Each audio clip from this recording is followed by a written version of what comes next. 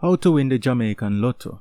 Just buy the same numbers over and over again. At least, that is what the latest Jamaican Lotto winner did. P. Stewart hit the $142 million Lotto jackpot earlier in April, effectively making her financial challenges a thing of the past. She won with the lucky numbers 5, 6, 8, 27, 28 and 31.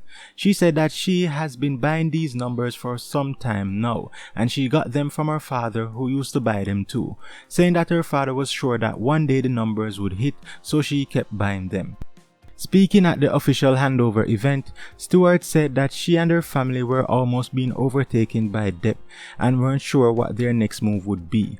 Now that she is $142 million richer before taxes, her plans for her winnings include settling all the family's debt, securing her siblings' future tuition payments, and investing to ensure the family remains financially stable for generations to come. Now, I said she is $142 million richer before taxes because the government has to get their cut from the winnings, and guess how much that will be? About 15% of the winnings will go to the government. So after taxes, she will be left with about $120.7 million, approximately 800,000 US dollars. Now, what would you do if you won $142 million? Would you buy a house, a car, go on a vacation? Well, this is what you should do if you won. First of all, don't go telling everyone that you have won the lotto. Just keep it to yourself and the closest ones to you. If you have any debt, just try to get rid of it. If you want a nice little house, go get it. A nice little car, nothing too expensive, go get it. Let's say you pay off $2 million in debt. Buy a car for $3 million. Buy a house for $19 million. Out of your $120.7 million, you would have just spent $24 million. So you're left with $96.7 million. Now, what else should you do with that $96.7 million that's left?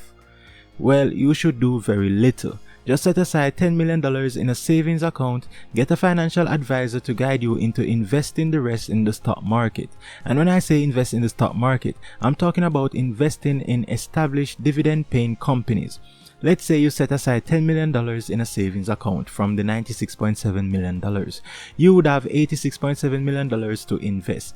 You definitely could live on and reinvest those dividend payments and not have to worry about working again. But it's all dependent on your lifestyle. For example, let's say we take that $86.7 million and invest it into a dividend paying company like Carriers. How much dividend would you earn on your money? Carrier's dividend yield is 9.5%, so at the end of the year, you would get a payout of $8.2 million just because you own the company's stock.